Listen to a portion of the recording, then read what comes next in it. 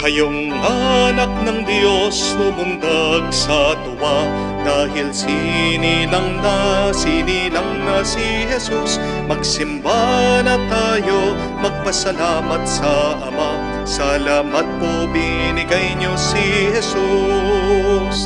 Pastol sa bukirin, nagpastol mga tupa, kanila nagpakita ang anghel ng Diyos. Huwag kayong matatakot, maganda ang balita ko. Ngayong gabi sinilang ng manunubos.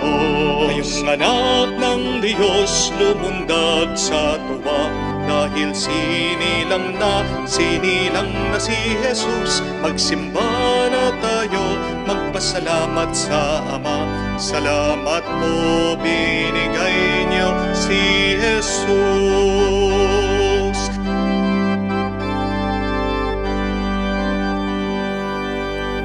Sa ngalan ng Ama, ng Anak at ng Espiritu Santo. Amen. Sumainyo ang Panginoon. At sumaiyo rin. Mga kapatid, tayo po ay nasa pang-anim ng araw ng pagdiriwang ng Pasko ng Pagsilang.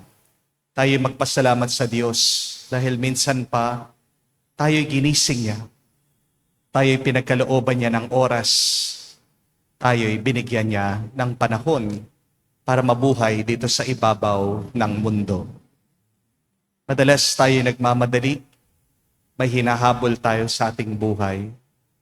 Nakakalimutan natin, minsan wala naman dapat tayong habulin, wala dapat tayong gawin, hindi manatili sa harap ng presensya ng Diyos. Kailang gusto lang ng Diyos ay pagkaloob niya ang kanyang pagmamahal sa atin. Ang gusto lang ninanais ng Diyos ay mahalin niya tayo. Anong kasalanan? Ay ang naisin ang ibang bagay, liban ang Diyos.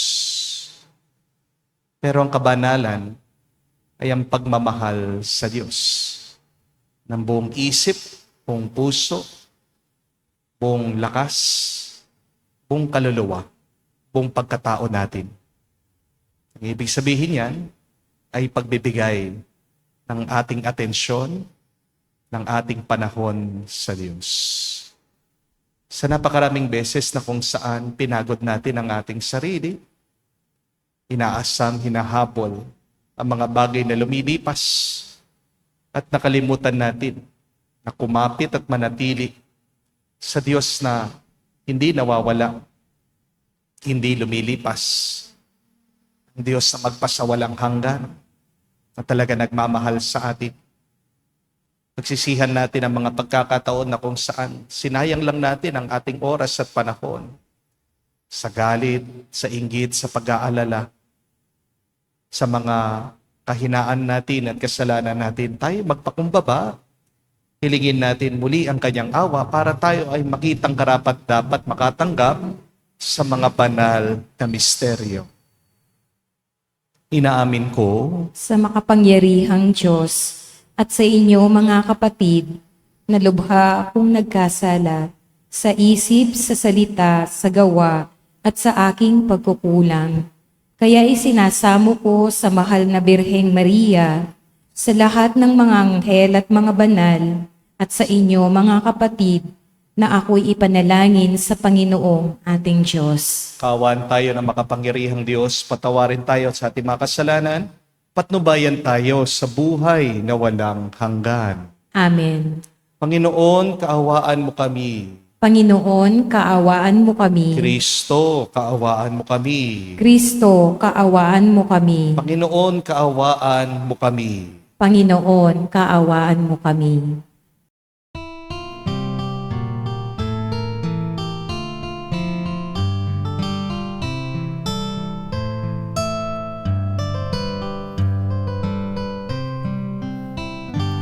Luwalhati sa Diyos sa kaitaasan, kaloob sa lupa ay kapayapaan.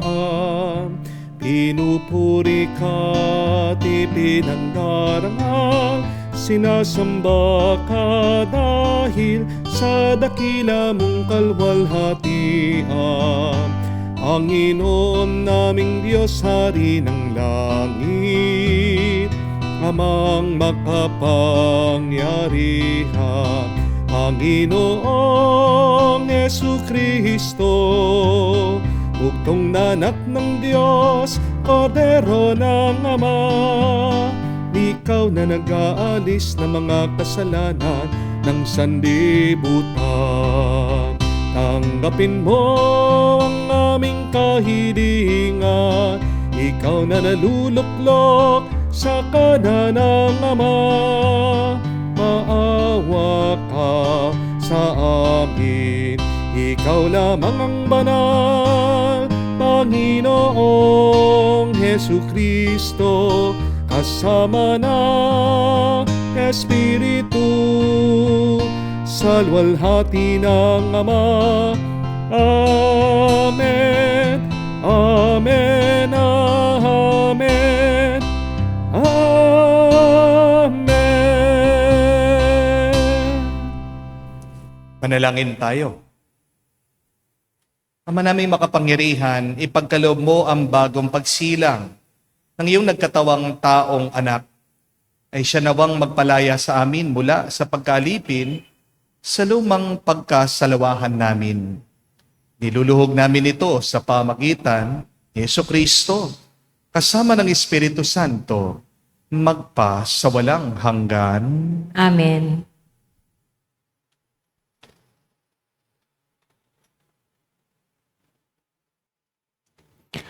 Pagbasa mula sa unang sulat ni Apostol San Juan. Sumusulat ako sa inyo, mga anak, sapagkat ipinatawad na ang inyong mga kasalanan alang-alang kay Kristo. Sumusulat ako sa inyo, mga ama, sapagkat nakikilala ninyo siya na sa simula pa siya na. Sumusulat ako sa inyo, mga kabataan, sapagkat tinalo ninyo ang masama. Sinulatan ko kayo, mga anak, sapagkat nakikilala ninyo ang Ama. Sinulatan ko kayo, mga ama, sapagkat nakikilala ninyo siya na sa simula pa'y siya na. Sinulatan ko kayo, mga kabataan, sapagkat malalakas kayo. Nananatili sa inyo ang salita ng Diyos, at tinalo niyo siya, ang masama. Huwag ninyong ibigin ang sanlibutan o ang mga bagay sa sanlibutan. Ang umiibig sa sanlibutan ay hindi umiibig sa Ama, sapagkat ang lahat ng nasa sanlibutan, ang nakapupukaw sa masamang pita ng laman, ang mga nakatutukso sa paningin, at ang karangyaan sa buhay, ay hindi nagmumula sa Ama, kundi sa sanlibutan. Mapaparamang sanlibutan at lahat ng kinahuhumalingan nito. Ngunit, ang sumusunod sa kalooban ng Diyos ay mabubuhay magpakailanman. Ang salita ng Diyos. Salamat sa Diyos. Magalak ang kalangitan at ang daigdig ay magdiwang. Magalak ang kalangitan at daigdig ay magdiwang. Panginoon ay purihin ng lahat sa sandaigdigan. Purihin ang lakas niya at ang kanyang kabanalan. Ang pagpuri ay ukol sa pangalan niyang banal. Magalak ang kalangitan at daigdig ay magdiwang. Dumulog sa kanyang templo at maghandog ng mga alay. Kung Panginooy dumating sa likas niyang kabanalan, humarap na nagniningning ang lahat sa daigdigan. Magalak ang kalangitan at daigdig ay magdiwang. Panginooy siyang hari, sa daigdig ay sabihin, sanlibutay matatag na, kahit ito ay ugain. Sa paghatol sa nilikha, lahat pantay sa paningin. Magalak ang kalangitan at daigdig ay magdiwang.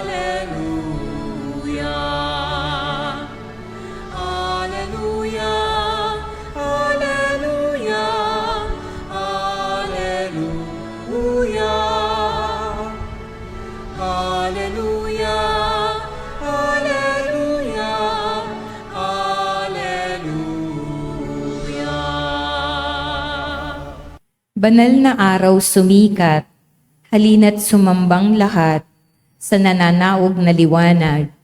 Aleluya, aleluya. Sumainyo ang Panginoon. At sumaiyo rin, Ang mabuting balita ng Panginoon ayon kay San Lucas. papuri sa iyo, Panginoon. Nung panong yun, naroroon sa templo ang isang propetang babae na ang pangalan ay Ana, anak ni Fanuel na mula sa lipi ni Aser. Siya'y napakatanda na. 7 taon lamang silang nagsama ng kanyang asawa nang siya'y mabalo. At ngayon, 84 ng taon na siya. Lagi siya sa templo at araw-gabi sumasamba sa Diyos sa pamagitan ng pag-aayuno at pananalangin. Lumapit siya ng oras ding iyon at nagpasalamat sa Diyos. Nagsalita rin siya tungkol kay Jesus sa lahat na naghihintay sa pagpapalaya ng Diyos sa Jerusalem. Na maisagawa ng mga magulang ni Jesus ang lahat ng bagay, ayon sa kautusan, bumalik na sila sa kanilang bayan. Sa Nazareth, Galilea, ang batang si Jesus ay lumaking malakas, marunong at kalugod-lugod sa paningin ng Diyos. Mga kapatid, ang mabuting balita ng ating Panginoon. Pinupuri ka namin, Panginoong Heso Kristo. Magandang araw po muli sa inyong lahat and Merry Christmas pa rin po sa inyong lahat. Ano po sa tingin niyo ang kabaligtaran ng pagmamahal? What is the opposite of love? Marami po sasagot sa inyo, sigurado, pagkamuhi, galit, puot. Hindi po. Kapag nagagalit ka nga sa isang tao, mahal mo yan eh. Di po ba? Kasi kapag mahal mong isang tao, affected ka sa kanya. Amen? Ang kabaliktaran ba ng pagmamahal ay pagkamakasarili, pag-aabuso? Maaari din po. Pero meron pa pong isang mas malalim na kabaliktaran ng pagmamahal. And I want you to remember this, that one opposite of love is to hurry. Ang kabaliktaran po ng pagmamahal ay pagmamadali. Amen? Because hurry and love cannot mutually exist together. Tignan po natin ang buhay. Kapag minamadali ng magulang ang kanyang anak, naiinis sila, nape-pressure sila, nasasaktan ang iyong mga anak. Di po ba? Kapag minamadali mo ang asawa mo, dumalayo ang loob niya sa iyo. Nanlalamig ang puso niya sa iyo.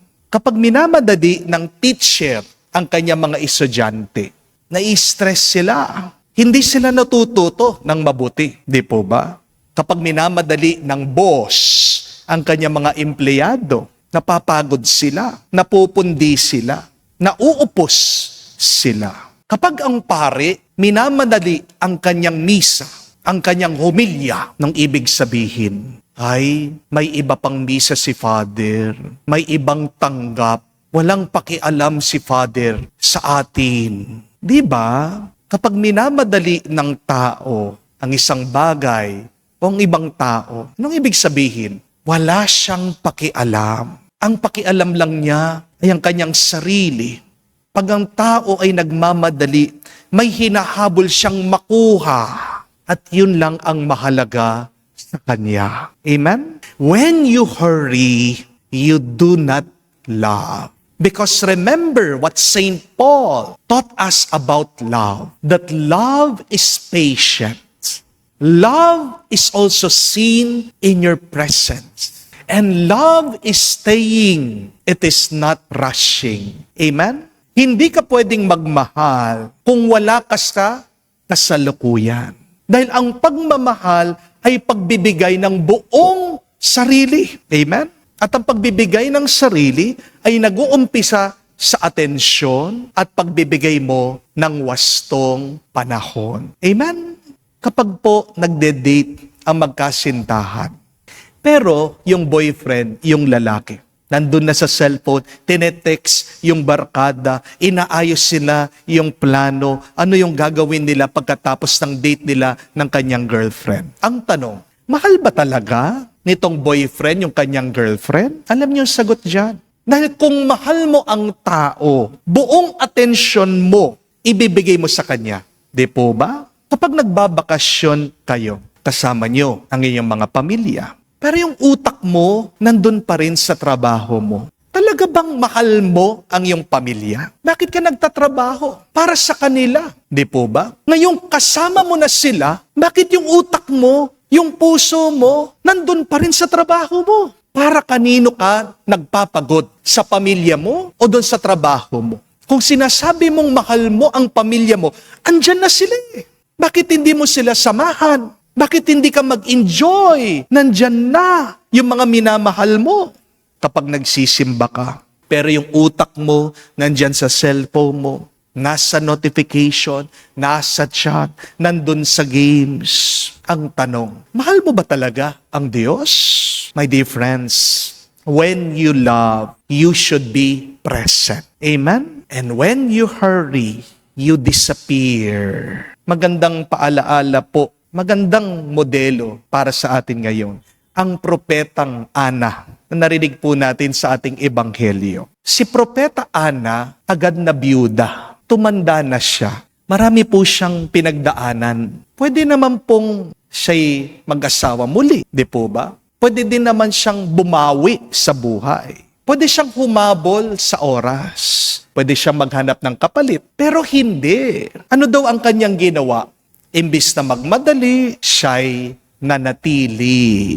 The gospel said that Anna never left the temple. She was worshiping God day and night with fasting and prayer. Hindi po siya nagmadali sa mundo.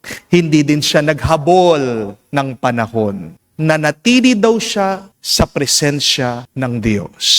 At dahil po dito, anong nangyari? Nakita niya ang Mesiyas. Nakita niya ang biyaya. Naranasan niya ang kaligtasan. Napakaganda po ng mensahe ng Diyos para sa atin dito. Kung mananatili lang kayo, magpapakita siya sa iyo at babasbasan ka ng may kapal. Amen? Magandang itanong ito sa ating sarili.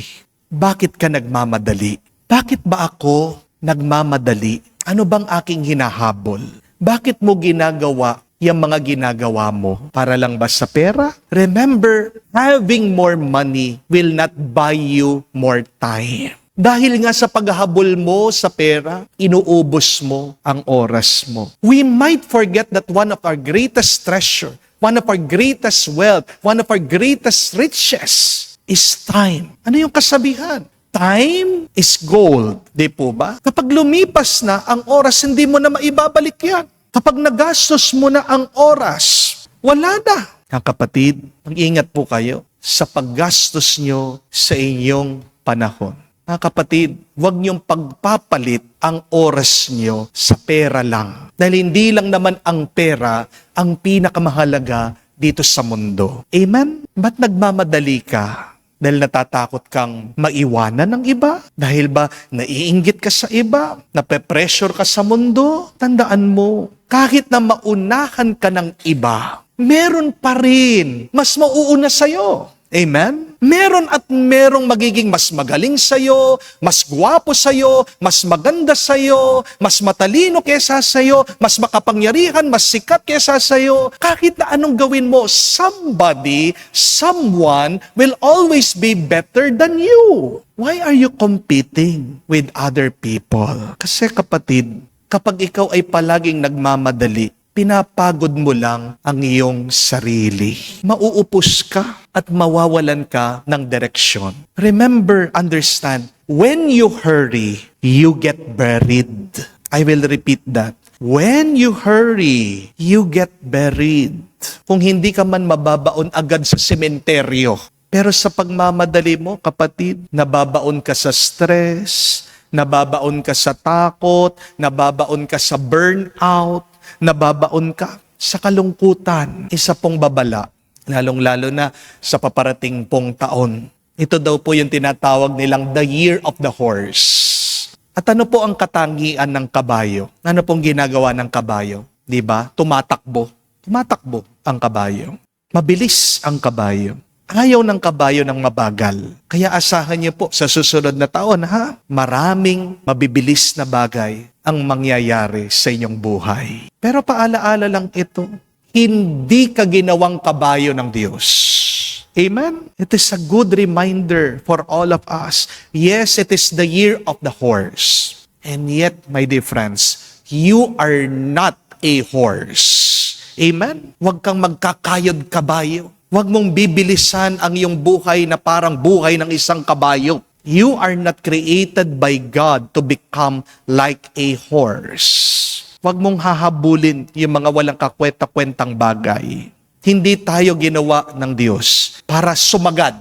Hindi ka nilikha ng Diyos na parang isang makina, walang tigil. We were created in His image, in His likeness. We are human beings. We are not human doings. We should be. Manatili ka lang. You do not need a fast life. What you need is a blessed life. Amen? At ano po ang blessed life? Hindi po nagsisimula yan sa bilis. Ang pinagpalang buhay ay hindi po karera. Ang pinagpalang buhay ay hindi nakikipag-unahan sa iba. Ang pinagpalang buhay po ay natatagpuan, nararanasan sa pananatili sa Diyos. Kamukha ni Ana.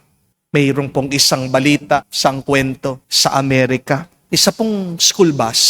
Naglalakbay po ito, papauwi na, hinahatid yung mga bata sa kanilang mga tahanan. Ang problema, yung pong bus driver, inatake po sa puso. Wala pong ibang nakapansin. Bakit? Dahil lahat po ng mga bata na nakasakay doon sa school bus, nakatutok sa mga cellphone nila. Tanging yung isang bata lang po ang nakapansin. Nangungumbulsyon na po itong tao, itong bus driver. At itong bata, siya pong humawak sa manibela, siya po ang nag-stop doon sa bus. Bakit yung isang batang yon siya yung nakakita? May problema yung bus driver. Wala po cellphone yung bata. Hindi po siya nasa social media. Hindi po siya nag-games kamukha ng mga ibang bata. Yung batang yon nakasakay lang po sa bus, tahimik lang siya, pinagmamasdan ng paligid. Very present po siya. Siya yung nakakita, siya yung lumapit, siya po yung nagligtas doon sa bus, sa lahat po ng sakay, sa lahat ng mga kaklase niya. Minsan, naiisip po natin, no? Yung phone natin, yung cellphone natin, yan ang kapangyarihan natin. Very powerful po ang mga cellphone natin, di ba? Isang click, alam mo ng lahat. Isang click, konektado ka sa ibang tao. You can be everywhere in an instant. Pero minsan, may disadvantage po yan. Masaya ka nga, connected ka nga sa iba, entertained ka, pero baka naman, emotionally absent ka sa kanila. Diba? Nawawala na yung pag-ibig, pagmamahal natin. Masyado tayong robotic, automatic. Oo, mo ang cellphone po are socially connected to other people. But how is your spiritual life? Baka we are spiritually dead. Hindi po ganyan ang disenyo ng Diyos sa atin. God designed us to be slow, limited, and weak. And that is for a good reason. So that we may experience Him fully. Dahil pag mabilis ka, malakas ka, makapangyarihan ka, hahanapin mo pa ba ang Diyos? Hindi na. Di po ba? Mahirap mahalin ang nagmamadali. Mahirap mahalin ang taong naglalakas-lakasan. Mahirap mahalin ang taong nagyayabang. Amen? Mga kapatid, kung yayakapin mo ang lahat, kung hahabulin mo ang lahat, kung pipilitin mo na pagsabay-sabayin ang lahat, masasaktan ka, mabubuwag ka, mapapagod ka lang. My dear friends, the Lord is inviting us today. It's okay to stop. Be present. It's okay to be real before the Lord. Ang grasya, ang pagpapala ng hinahabol mo, nandito na. Nasa harapan mo. Nandyan na sa tabi mo. You only need to stop. You only need to be loved by God. And you will be healed. You will be strengthened. You will be blessed by God. Amen? Sa misa pong ito, humingi po tayo ng tawad sa Panginoon sa maraming beses na kung saan palagi tayo nagmamadali. Kaya naman, nasaktan natin ang ating sarili, nakasakit tayo sa iba, binaliwala natin ang Diyos. At naway tulungan tayo ng Panginoon, maghinay-hinay. Huminto muna sa buhay. Magpasalamat tayo sa oras at panahon na binibigay ng Diyos sa atin. Dahil limitado lang ang ating oras. Sandali lang ang ating buhay dito sa mundo. Di po ba? At naway ang oras na ito ay ubusin natin kasama ang mga pinakamahalagang tao sa ating buhay, ang ating mga pamilya, at naway palagi nating samahan ang Diyos. Dahil ang Diyos, mahal na mahal tayo. Dahil ang Diyos, siyang ating buhay, siyang ating lakas, at siya ang ating buhay na walang hanggan. Amen.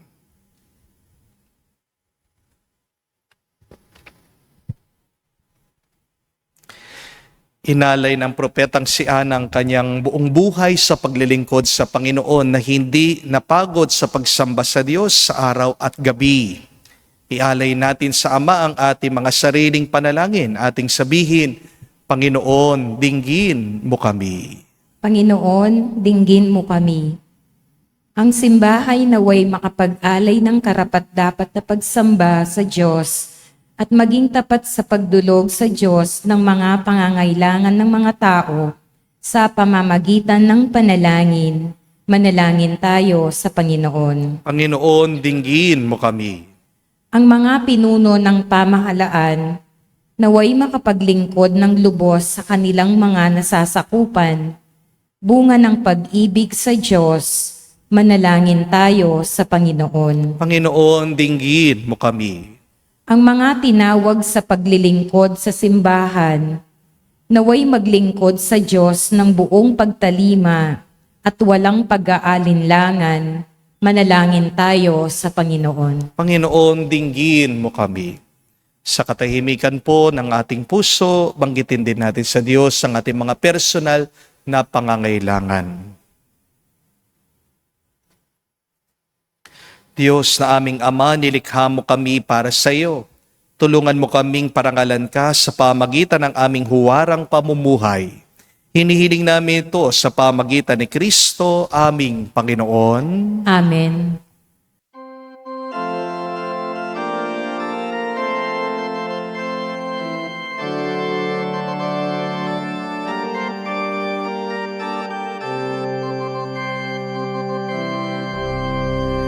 Maging tinapay ng aming tuwa, maging alak ng aming saya, maging kanta ng aming galak, maging katawan mo kami, Jesus. Maging tinapay ng aming tuwa, maging alak ng aming saya, maging kanta ng aming galang, maging katawan mo kami, Jesus.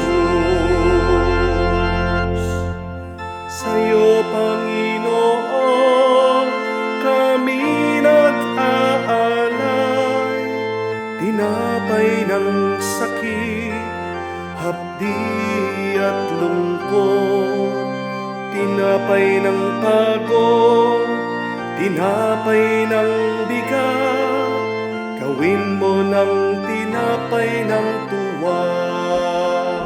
Maging tinapay ng aming tuwa, maging alak ng aming saya, maging kanta ng aming galak, maging katawan mo kami, Jesus. Maging tinapay ng aming tuwa, maging alak ng aming saya, maging kanta ng aming galak, maging katawan mo kami, Jesus. Manalangin kayo mga kapatid, para ang ating mga paghahain ay kalugdan ng Diyos, amang makapangyarihan.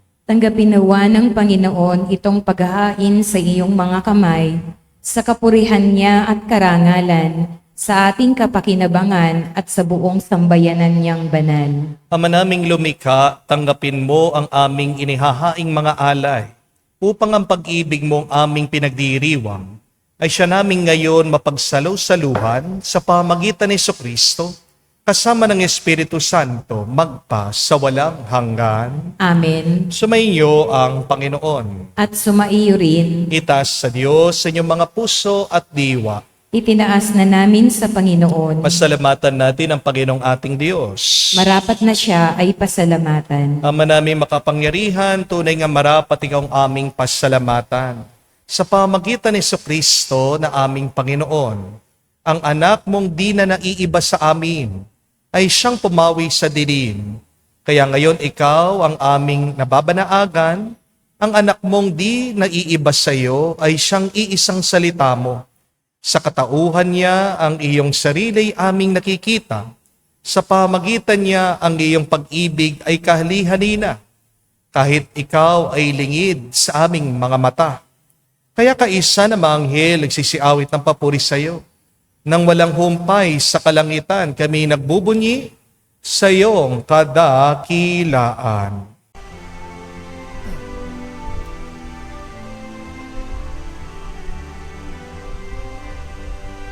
Santo, Santo, Santo, Panginoong Diyos ng mga hukbo, napupuno ang langit at lupa ng kadakilaan mo. Hosana, Hosana, sa kaitaasan, pinagpala ang naparirito sa ngalan ng Panginoon. Hosana, Hosana, sa kaitaasan. Hosana, Hosana, sa kaitaasan. Ama naming banal, ikaw ang bukalan tanang kabanalan. Kaya't sa pamagitan ng iyong Espiritu, gawin mong banal ang mga kaloob na ito, upang para sa amin maging katawan at dugo ng aming Panginoong Jesucristo. Bago niya pinagtiis ang kusang loob na maging handog, hinawakan niyang tinapay, pinasalamatan kanya. Pinaghati-hati niya iyon, inabot sa kanyang malagad at sinabi, tanggapin ninyong lahat ito at kanin. Itong aking katawan, na ihahandog para sa inyo.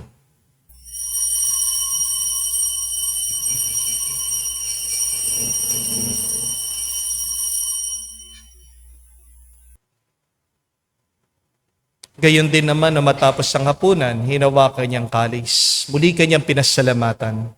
Nabot niyang kalis sa kanyang malagad at sinabi, tanggapin ninyong lahat ito at inumin, itong kalis ng aking dugo, ng bago at walang hanggan tipan.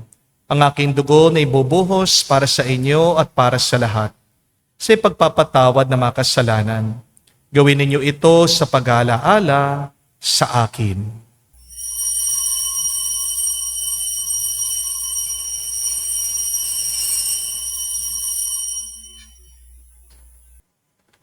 Ang misteryo ng pananampalataya. Ang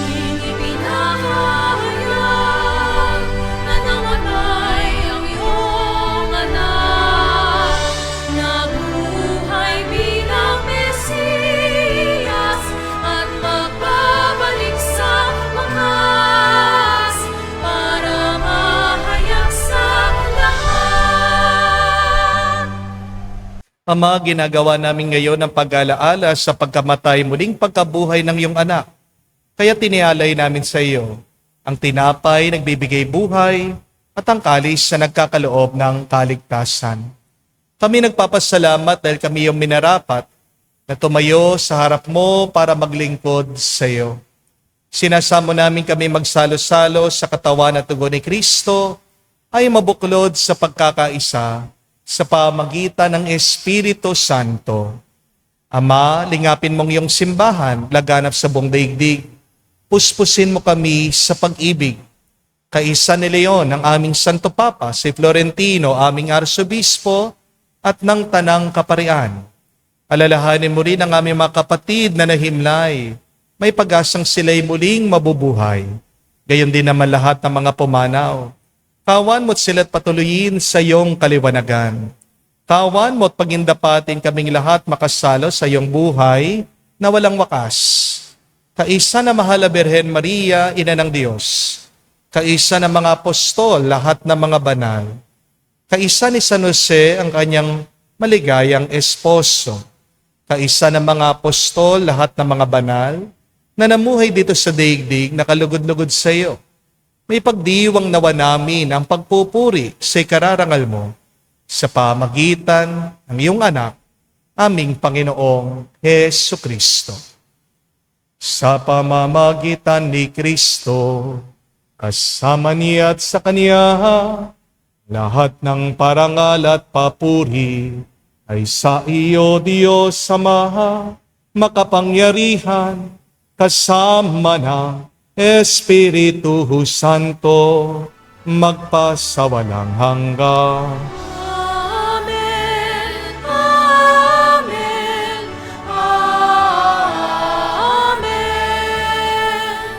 Amen. Amen. Amen. Amen. Sa nagaling na utos sa turo ni Jesus sa Panginoon natin at Diyos, ipahayag natin ng lakas loob.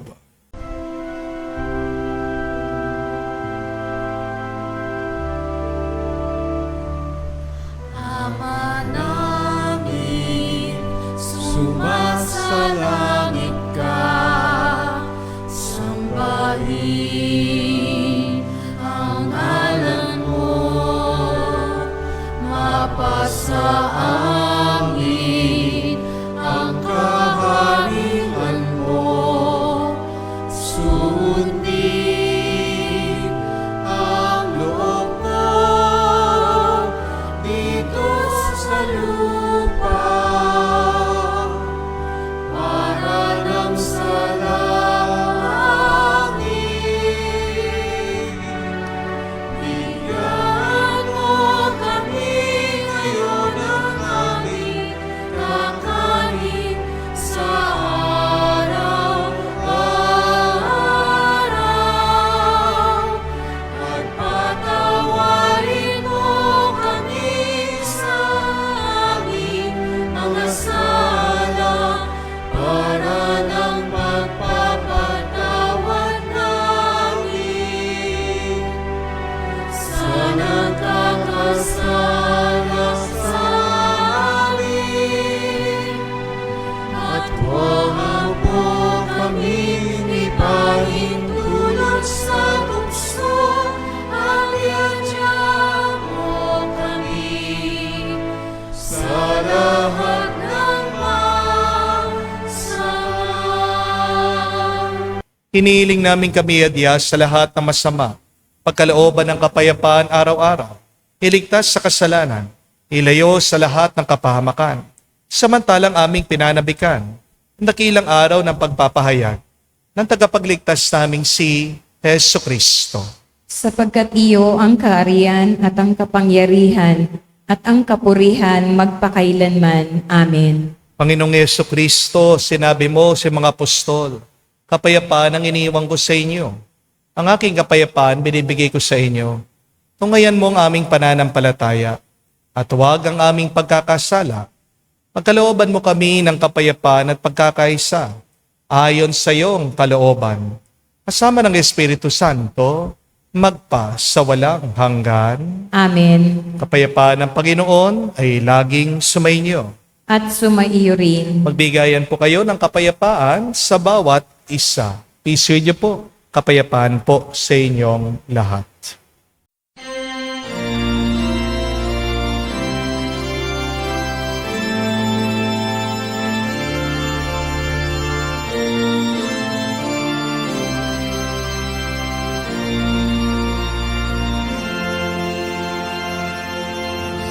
Kordero ng Diyos na nagalis ng mga kasalanan ng sanlibutan, maawa ka sa amin, maawa ka sa amin. Kordero ng Diyos na nagalis ng mga kasalanan ng sanlibutan, maawa ka sa amin. Kordero ng Diyos na nagalis ng mga kasalanan ng sanlibutan, ipagkaloob mo sa amin ang kapayapaan.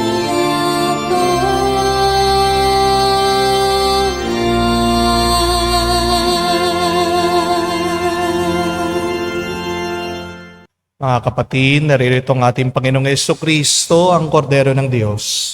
Siya nag-aalis sa mga kasalanan ng sanlibutan. Mapalad tayong lumalapit sa piging ng Kordero. Panginoon, hindi ako karapat-dapat na magpatuloy sa iyo, ngunit sa isang salita mo lamang ay gagaling na ako.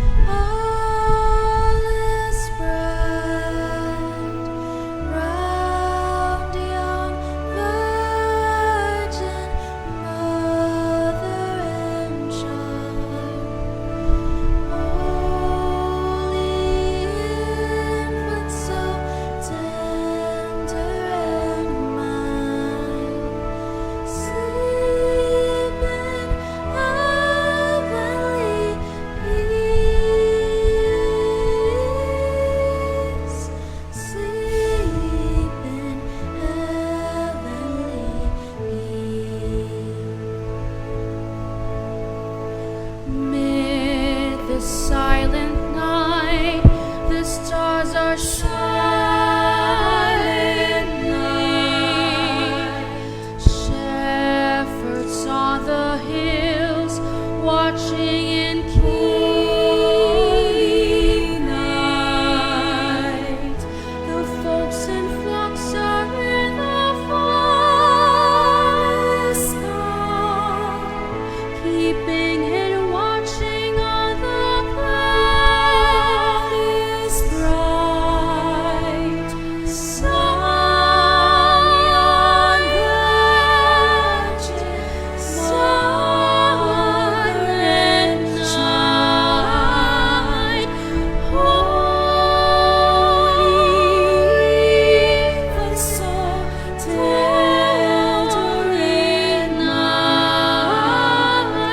See